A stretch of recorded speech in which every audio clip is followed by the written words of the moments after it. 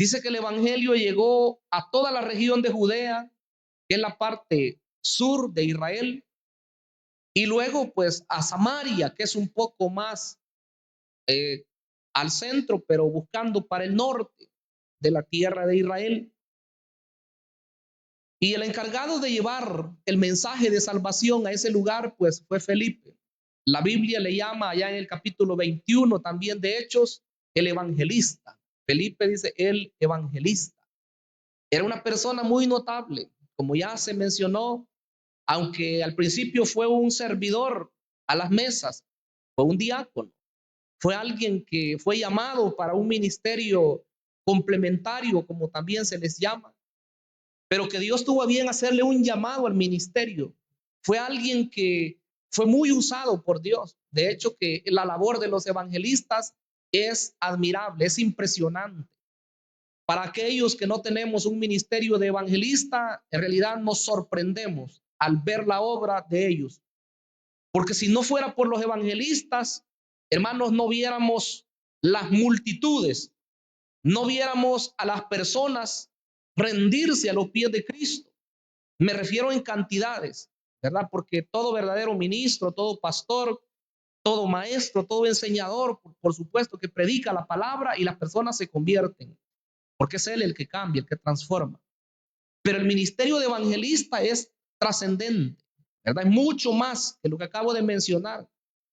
Es un ministerio visible, un ministerio que es notable por las conversiones, por la gran cantidad de personas que reciben al Señor bajo su ministerio, bajo su predicación. Y Felipe era uno de ellos. Vemos su trabajo, cómo se desarrolla en esta ciudad de Samaria. Y anteriormente hablábamos de la forma como él predicaba, el contenido de su mensaje.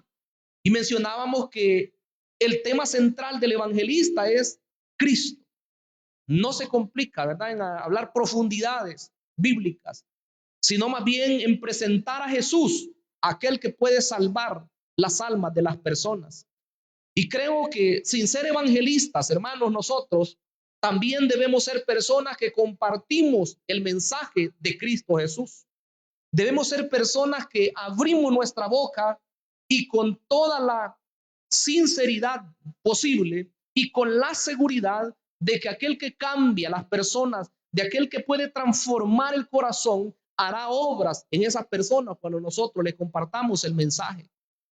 De eso podemos estar seguros. Entonces, la predicación de Felipe fue tal que hubo un cambio revolucionario ahí en ese lugar de Samaria. Porque cuando el evangelio llega a un lugar, hermanos, saca todo lo que es la oscuridad, saca todo tipo de cosas escondidas, saca todo tipo de oscuridad, de tinieblas, porque en ese lugar, según vemos, había un hombre que practicaba las artes mágicas y dice que había engañado por mucho tiempo a las personas y les había hecho creer que ese era el gran poder de Dios. Pero cuando llegó Felipe, no con artes mágicas, no con cuentos o ideas que él hubiera aprendido, sino que llegó con el poder de Dios, dice que hombres y mujeres creían en Cristo, se bautizaban y seguían fiel al Señor.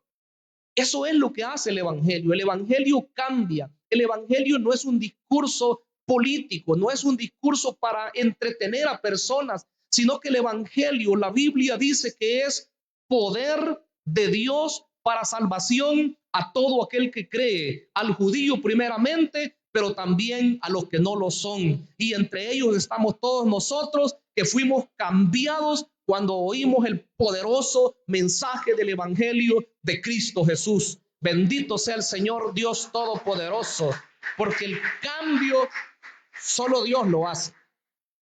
Solo Él puede transformar.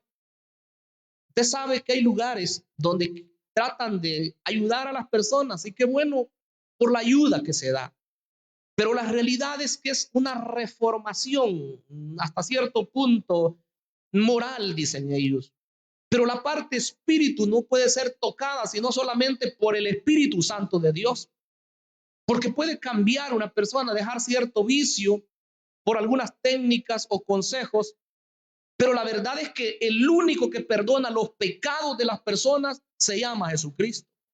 Solo Él puede cambiar. Entonces la realidad de la persona va a cambiar definitivamente cuando ésta le rinda su vida al Señor.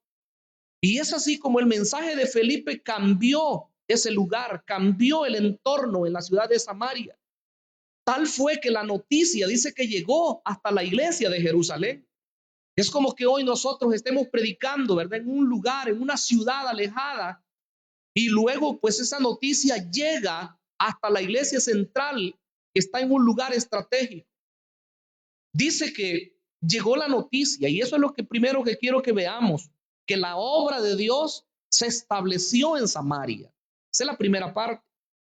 La obra de Dios se estableció en Samaria. Dice el versículo 1 del capítulo 8, que anteriormente lo leíamos, que fue con motivo de una gran persecución contra la iglesia de Jerusalén. Y todos iban, dice, siendo esparcidos. Pero en eso que ellos iban, dice el versículo 4, que todos los que fueron esparcidos iban por todas partes, anunciando el evangelio. Y el 5 dice, entonces Felipe, descendiendo a la ciudad de Samaria, les predicaba a Cristo. Mire cómo va el orden. Una persecución originó el anuncio del evangelio, en ese caso, por supuesto. Entonces, eso provocó que muchas personas salieran por muchos lugares en desbandada, podemos decir. Pero todos iban con una mente y pensando que ellos tenían un encargo, que si hasta ahora no se había hecho, las razones no las sabemos. Pero la realidad es que a partir de ese tiempo, ellos comenzaron a hablar de Jesús. Ellos hablaban de Cristo, ellos hablaban de su venida, ellos hablaban de su muerte, ellos hablaban de su resurrección y ellos hablaban que Cristo viene de nuevo. Y eso debemos seguir predicando nosotros también, que Cristo pronto viene por su iglesia, por aquella iglesia que le espera con toda solicitud. ¿Cuánto podemos decir amén? Bendito sea el Señor. Entonces la predicación de Felipe era tal que dice que ese anuncio transformó, cambió a las personas, y este hombre que practicaba las artes mágicas, que se llamaba Simón, dice que estaba atónito, estaba asombrado, estaba admirado. Ya no sabía él qué es lo que estaba pasando en ese lugar, porque él miraba que muchos que estaban endemoniados, muchos que tenían enfermedades, eran sanados, y él estaba ahí con los apóstoles y estaba pero admirado. Dice el versículo 9, pero había un hombre llamado Simón que antes ejercía la magia en aquella ciudad y había engañado a la gente de Samaria, haciéndose pasar por algún grande. A este oían atentamente todos, desde el más pequeño hasta el más grande, diciendo, este es el gran poder de Dios. Estaba engañada la gente.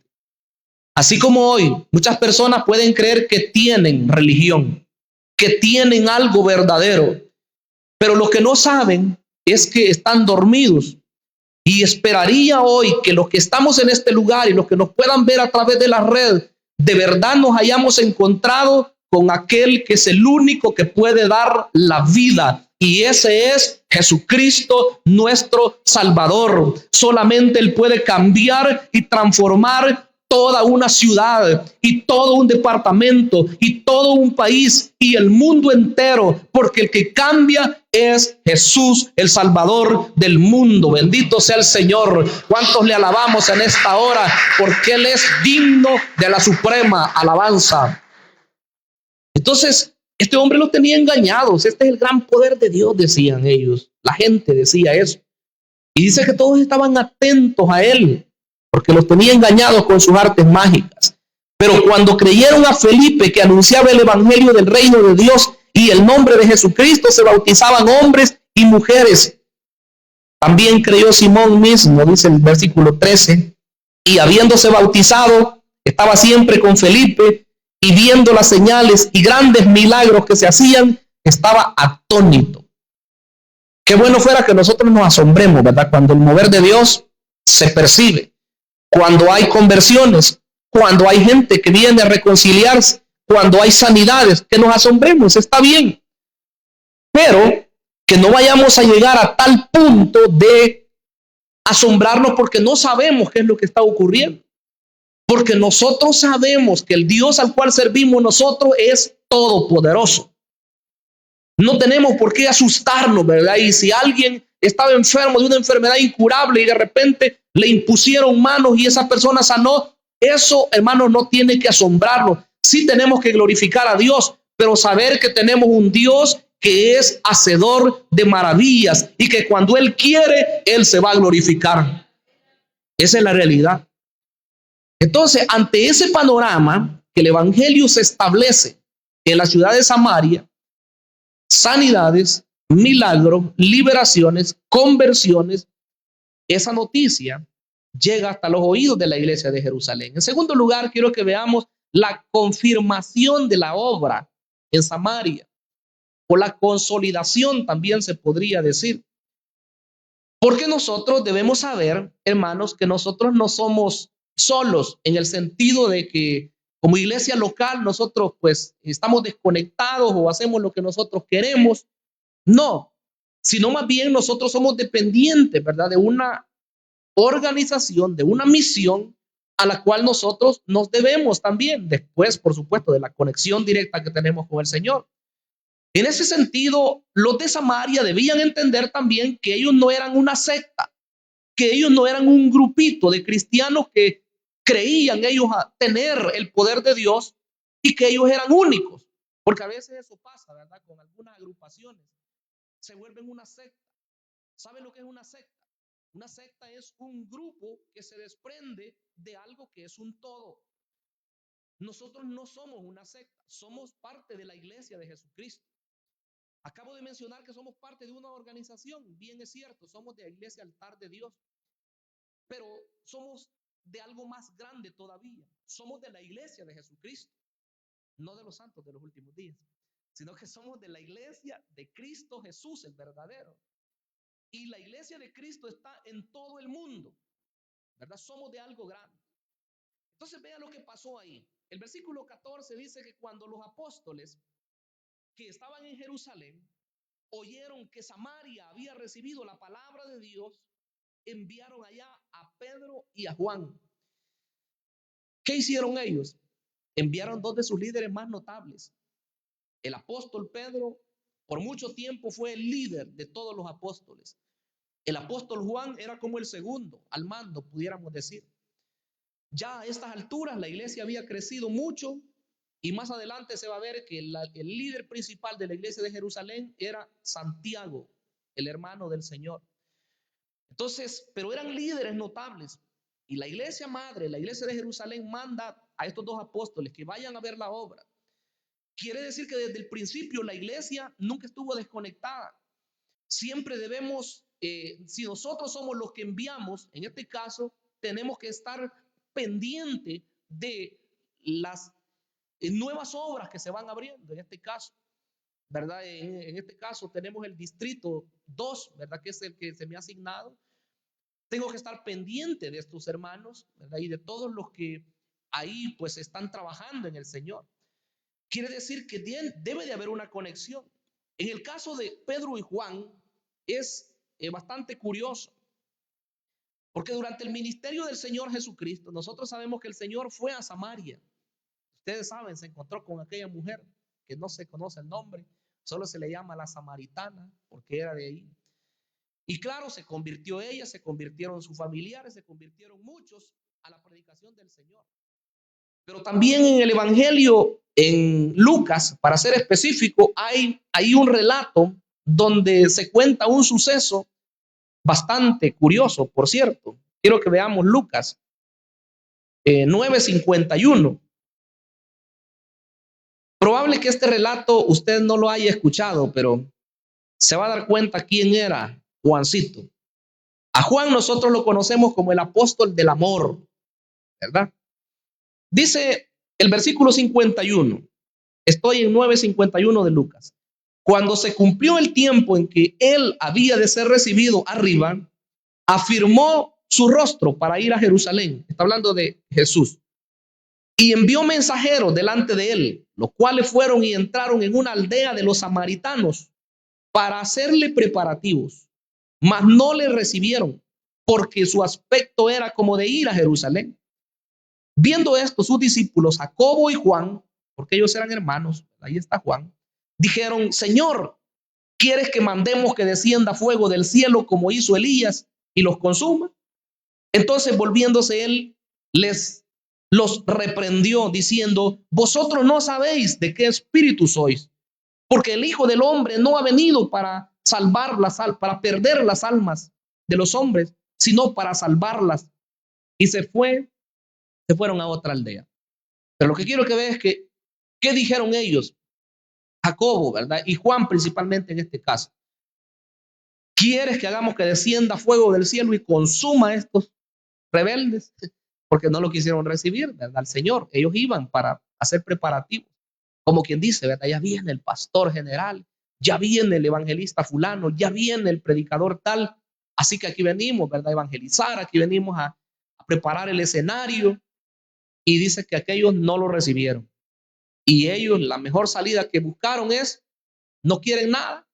Si no quieren recibir a Cristo, entonces que se pierdan, quemémoslo de un solo. Y el Señor no les dijo: felicidades, ¿verdad? Un aplauso, estamos bien. No, sino que les dijo: ustedes no saben de qué espíritu son.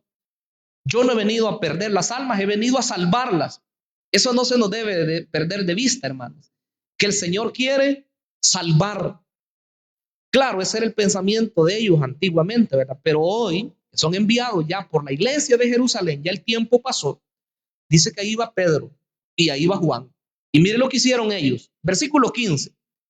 Los cuales, habiendo venido, oraron por ellos para que recibiesen el Espíritu Santo, porque aún no había descendido sobre ninguno de ellos, sino que solamente habían sido bautizados en el nombre de Jesús. Este pasaje es bastante curioso, porque dice que los apóstoles llegan para orar por ellos.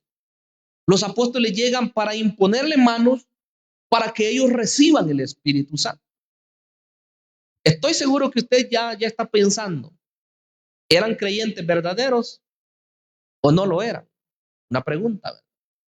Por supuesto que toda persona que recibe a Jesucristo como su Salvador es nacido de nuevo, es salvo. No podemos decir que no. Lo curioso acá es que dice que ellos no habían recibido el Espíritu Santo. Recordemos que estamos hablando del inicio de la iglesia. La explicación pues es en dos vías, ¿verdad? Los de las iglesias, más que todo pentecostales, están de acuerdo en decir que lo que ellos no habían recibido era la llenura del Espíritu Santo, el bautismo en el Espíritu Santo, ¿verdad? Y que ellos ya tenían el Espíritu, pero no se refiere a la recepción como sello, sino más bien que se estaba refiriendo al bautismo para llenarlos de poder y ellos también poder ir a evangelizar. Esa es una. Pero la otra es que por ser la iglesia naciente, la iglesia que comenzaba, los discípulos no estaban tan al tanto de lo que era convertirse a Cristo. Claro, hoy, 2000 años después, para nosotros no es ningún problema. Nosotros sabemos que toda persona que recibe a Jesús como su Salvador, en ese momento el Espíritu Santo viene a ella. Pero en aquel tiempo, al parecer, no se entendía. ¿Y por qué digo esto? El versículo 16, vea lo que dice: porque aún no había descendido sobre ninguno de ellos, hablando del Espíritu Santo, sino que solamente habían sido bautizados en el nombre de Jesús. Por ahí hay otro detalle, aunque el tema no es ese, pero hay que decirlo. No es que ellos hubieran sido bautizados así literalmente, como ahí dice, en el nombre de Jesús, porque hoy hay una secta que así se llama, ¿verdad? En el nombre de Jesús. Hay varias agrupaciones y eso pues debemos saberlo. La iglesia pentecostal unida es una secta, no es iglesia evangélica tradicional. La iglesia de la fe apostólica en Cristo Jesús, de igual forma. La iglesia, incluso una iglesia que se llama del cuerpo de Cristo, también son unitarios, así se les llama, porque creen solo en Jesús, la luz del mundo. De igual forma, peor todavía, porque aparte de bautizar solo en el nombre de Jesús, tienen otras desviaciones más horribles. Entonces, no es que esos discípulos de Samaria habían sido bautizados así literalmente en el nombre de Jesús, porque algunos dicen esa es la fórmula. El Señor lo dijo claramente en Mateo 28:19 y dijo, id por todo el mundo y hacer discípulos, ¿verdad? Y bautizarlos en el nombre del Padre, del Hijo y del Espíritu Santo, enseñándoles que guarden todas las cosas que les he mandado. Eso dijo el Señor. Entonces, cuando dice que habían sido bautizados solamente en el nombre de Jesús, lo que está diciendo es que sencillamente ellos solamente tenían el bautismo en agua, el bautismo cristiano, el que es en el nombre del Padre, del Hijo y del Espíritu Santo. Pero habían sido bautizados conforme a la enseñanza del Señor Jesucristo. Entonces, si solo tenían el bautismo en agua, no tenían el bautismo en el Espíritu Santo, no tenían la llenura del Espíritu Santo. Y eso es lo que los apóstoles vienen y ellos dicen, vamos a orar por ustedes. Y efectivamente eso es lo que sucedió. Miren lo que dice el 17. Entonces les imponían las manos y recibían el Espíritu Santo. Entonces, esto no es nuevo, hermanos, el llamar y ministrar a las personas. Claro, la imposición de manos es para muchas cosas, no solamente para impartir el bautismo del Espíritu Santo.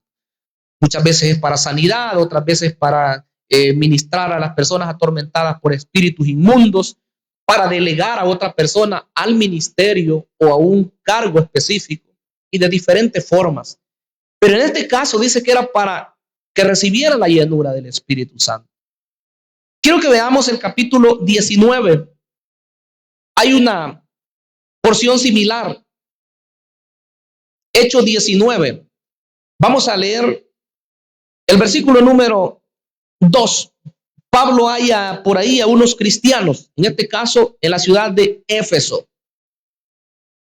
Se puede decir que ellos estaban todavía un poquito más retrasados en el conocimiento bíblico. Miren lo que dice. Y les dijo, ¿recibisteis el Espíritu Santo cuando creísteis? Si a usted le hiciera la pregunta hoy en día y le dijeran, ¿y usted cuando creyó en Cristo recibió el Espíritu Santo? ¿Qué respondería usted? No todos responden. ¿Será que estamos como en Éfeso, Dios mío? No, o que no se esté comprendiendo lo que estamos enseñando. Cuando nosotros recibimos a Jesucristo, recibimos el Espíritu Santo. Amén. Eso tiene que ser un rotundo amén. Porque eso es lo que dice la generalidad de la Escritura. Pero en el caso de los efesios, miren lo que pasó. Y les dijo, ¿recibisteis el Espíritu Santo cuando creísteis? ¿Y qué dijeron ellos? Ellos dijeron, ni siquiera hemos oído si hay Espíritu Santo. Que en estos días, después de 2000 años, alguien dijera, yo no sé qué es el Espíritu Santo. Dios mío, sí tendría que aceptar a Cristo, ¿verdad? Ni siquiera, dice, hemos oído que hay Espíritu Santo. Versículo 3. Entonces dijo, ¿en qué pues fuisteis bautizados? Está hablando, en este caso, el del bautismo en agua, porque ellos contestan bien. Ellos dijeron en el bautismo de Juan. Miren lo que ellos respondieron. Y aquí, claro, la enseñanza se me hace más larga, porque el bautismo cristiano es una cosa, el bautismo de Juan es otra cosa, el bautismo de los prosélitos es otra cosa, el bautismo por los muertos es otra cosa diferente. Entonces, habían en boga varios bautismos en los tiempos de la iglesia primitiva. Pero en este caso, el Señor, mejor dicho, Pablo le dice, ¿y entonces en qué fueron bautizados ustedes? Como que si a nosotros hoy nos preguntara alguien, ¿y en qué fueron bautizados ustedes? Nosotros fuimos bautizados en agua, pero en el nombre de Jesucristo. En este caso, por resumir, ¿verdad? Porque en el nombre del Padre, del Hijo y del Espíritu Santo. Entonces, ellos dicen, nosotros fuimos bautizados solamente en el bautismo de Juan. Quiere decir que ellos estaban más retrasados en el conocimiento. Lastimosamente, si hay algunas personas todavía, hermanos nuestros. Miren lo que dice el versículo 4. Dijo Pablo, Juan bautizó con bautismo de arrepentimiento, diciendo al pueblo que creyesen en aquel que vendría después de él. Esto es, en Jesús, el Cristo. Cuando oyeron esto, fueron bautizados en el nombre del Señor Jesús. Mire, el bautismo cristiano. Tenían el bautismo de Juan, pero les hacía falta el bautismo cristiano, el bautismo verdadero, de todo verdadero hijo de Dios.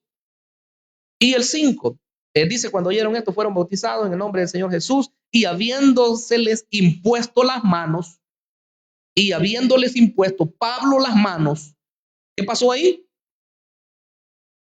Vino sobre ellos el Espíritu Santo y hablaban en lenguas y profetizaban. ¿Estaban completos o no estaban completos? El conocimiento bíblico, hermanos, es necesario para nosotros. El conocer lo que el Señor tiene para nuestras vidas. Si no, vamos a estar todavía predicando cuestiones del antiguo pacto, habiendo obtenido ya la revelación en Cristo, lo que Él nos ha concedido a nosotros, y disfrutar de verdad lo que hoy nosotros somos. Debemos disfrutar del Espíritu de Dios. Debemos disfrutar lo que Él hace en nuestras vidas y dejarnos guiar por Él, ya sea que ministremos, ya sea que cantemos, ya sea que sirvamos, ya sea que evangelicemos, que sea bajo la guianza del poderoso Espíritu Santo de Dios. ¿Cuántos estamos de acuerdo en eso, hermanos? ¡Qué preciosidad! ¡Qué bueno! Los de Samaria estaban un poquito extraviados. Los de Éfeso, al principio, los vemos todavía más alejados. Pero qué precioso es que cuando llega la verdad, ahí todo se disipa. Cuando llega la verdad, toda mentira o todo retraso desaparece. Dice el 17, si volvemos a la lectura original, capítulo 8, versículo 17, entonces les imponían las manos y recibían el Espíritu Santo. Esa debe ser la constante. Si usted mira a alguna persona que está ahí, ¿verdad? Que ni sabe quién es, que apenas camina en la obra del Señor, o que se queja aquí, que se queja allá, o que no sabe ni siquiera quién es en la obra, hay que exponerle mejor el mensaje del Señor. No hay que echarlo, ¿verdad? No hay que decirle cosas hirientes, sino más bien hay que hablarle claramente el mensaje de Jesús. Quiero que pasemos a la parte número 3. La oposición al mensaje aún continúa. Parecía como que Simón se convirtió, ¿verdad? Allá lo decíamos. Y él estaba asombrado cuando miraba todo lo que ocurría. Conversiones, reconcilios, milagros, sanidades, echaban fuera demonios y él estaba, pero ahí, ¿verdad? Como quien dice, con los ojos pelados y no sabía qué es lo que estaba pasando. Entonces dice el versículo 18, cuando vio Simón que por la imposición de las manos de los apóstoles se daba el Espíritu Santo, les ofreció dinero. Qué hombre, ¿verdad? Estaba en una sintonía diferente. Estaba en sintonía, pero con el mundo. Estaba en sintonía, pero con otras cosas, menos con el poder de Dios. Dice el versículo 19, diciendo, dadme también a mí este poder, para que cualquiera a quien yo impusiere las manos reciba el Espíritu Santo. Ese es el pensamiento de él. De seguro, así como había tenido engañada a las personas todo ese tiempo atrás, él pensó que iba a tener el mismo privilegio con predicar el mensaje de Cristo. Ese es el ejemplo, creo, de alguien que pueda predicar el evangelio no por el propósito correcto de la salvación de las almas, sino más bien con un propósito mezquino de poder tener satisfacción personal. Porque en este caso dice, le voy a dar dinero, ¿verdad? Pero háganme el favorcito, ¿verdad? Que yo quiero hacer eso mismo también. Esto no es único, porque en otra oportunidad dice también que otros que querían expulsar fuera demonios porque miraba que los discípulos lo hacían, también les fue mal. Esto no es actuación. Esto no es ni siquiera algo así, ¿verdad? Como que demostrar que tenemos el gran poder. No, ¿verdad? Porque hay quien quiere imitar la voz del gran evangelista, ¿verdad? Oh, bien ronco, ¿verdad?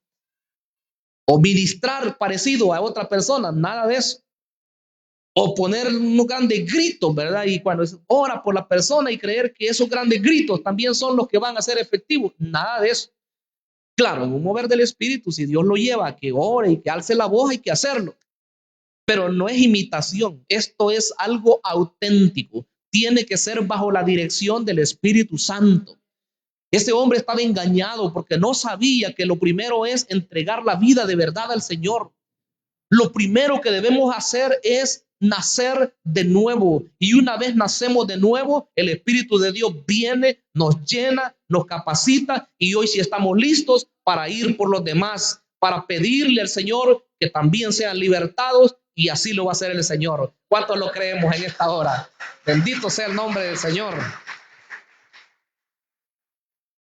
No es como que alguien diga, porque lo he contado muchas veces, pero no es como que alguien dice, ¿verdad? No, yo veo que eso de ser pastor está bien, ¿verdad? Así que voy a poner una iglesia, como que un comedor, ¿verdad? Un muchacho que tenía un ciber así decía, no, dice, yo nomás curse mis primeras materias, dijo, yo voy a poner mi iglesia, dijo. Qué engañado estaba, ¿verdad? Pero les digo, esa gente así comienzan una preparación y no prevalecen, porque las mismas ideas locas que ellos tienen son las que los llevan hacia afuera después, cuando miran y cuando viene un maestro que de verdad pone la palabra y les dice, aquí no es para servirnos, aquí es para servir, aquí no es para agarrar, aquí es para dar. Entonces se van rapidito. Yo pensé que era otra cosa. Mejor pongo mi ciber, mejor, o mejor sigo con mi ciber. No es que sea malo trabajar en un ciber, no me vayan a entender mal. Estamos hablando de lo que creen que la obra de Dios es otra cosa, ¿verdad? Entonces este hombre se equivocó y la exhortación de Pedro o la reprensión es también muy significativa. Versículo 20 dice, entonces Pedro le dijo, tu dinero perezca contigo. Hubiera estado en otra sintonía Pedro y le hubiera dicho, ¿cuánto pues? ¿Verdad? ¿Cuánto es la ofrenda? ¿O cuánto es lo que vas a dar? Pero Pedro le dijo, tu dinero perezca contigo, le dijo, porque has pensado que el don de Dios se obtiene con dinero. No tienes tu parte ni suerte en este asunto porque tu corazón no es recto delante de Dios. Creo que de todo eso, esa es la clave. Tu corazón, le dice, no es recto delante de Dios. Si el corazón no está bien de una persona, todo lo que haga va a ir en esa sintonía. Si nuestro corazón es limpio y de verdad nosotros entendemos que la obra de Dios es para salvación, para transformación de las personas, entonces ahí va a ir nuestra sintonía. Pero si el corazón está por otro rumbo, a eso va a ir enfocado. Y de ahí el peligro. Y claro, gracias a Dios que él se arrepintió, porque los versículos que siguen muestran el arrepentimiento de él. Le dice, rueguen por mí a Dios, que no venga esto que ustedes han dicho. Porque él le dijo, tu dinero perezca contigo, como quien dice, que Dios te corte, vas a morir prácticamente. Y él le dice, no, ruéguenle a Dios que eso que ustedes han dicho no me acontezca. Ese fue la petición de este hombre. Y gracias a Dios, ¿verdad? Que él pues tuvo esa disposición de su corazón, que creo que las palabras duras de Pedro lo hicieron cambiar. A veces nosotros, bueno, en el caso puedo hablar personalmente, no soy tan partidario de palabras así fuertes, palabras toscas, ni predicando ni evangelizando personal. Pero sí oigo de personas a veces que son así, ¿verdad? Que dicen, ponen el hacha rápido. El ministerio del hacha, dijo alguien. Pero si eso es lo que Dios le ha dado a usted, está bien, porque hay personas que necesitan que les hablen fuerte. No los voy a ver a los que hablan fuerte, pero ya los conozco. Yo sé que entre nosotros hay gente que yo sé que tienen gran amor por las personas, pero cuando le hablan a alguien, ya van hablando y rápido le dicen, ¿verdad? Que se vira al infierno, si no. Así, a la gente que anda en pecado. Bueno, hay gente que necesita que la sacudan, ¿verdad? Y si Dios ha puesto esos instrumentos en sus manos, o ¿cómo se puede decir? Estos miembros del cuerpo y los usa así, qué bueno. Porque a veces la gente, cuando uno le llega, mire, fíjense que Cristo le ama, Él le quiere perdonar, Él quiere llevarle al cielo, ni le ponen atención a uno. No le vaya a decir, ¿y qué tal si usted se muere? Así es una forma de evangelizar de algunos hermanos nuestros. Y si usted se muere hoy, ¿y a dónde va? Algunos se quedan así, ¿verdad? Y ahí lo cautivó ya, pues.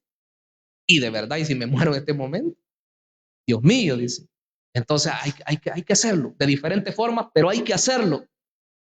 Simón fue movido y dice que dijo, Dios mío, ¿en qué estoy?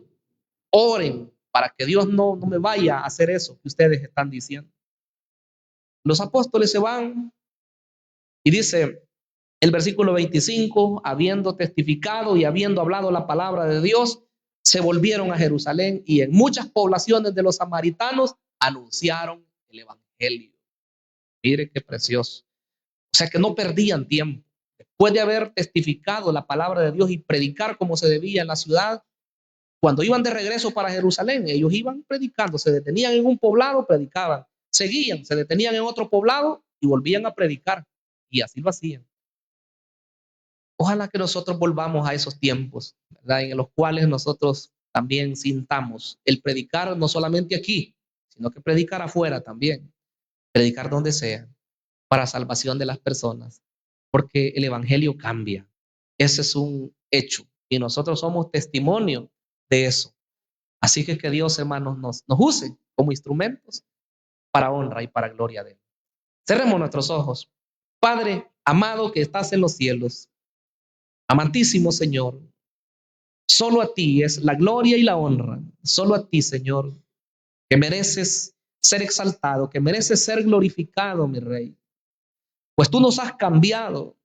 Así como el evangelio, Señor, llegó a Samaria y pudo transformar a aquellas personas a tal punto que se dieron cuenta en la ciudad de Jerusalén. Enviaron a aquellos siervos para confirmar la obra y a pesar de la oposición, Señor, tu obra siguió avanzando, siguió creciendo.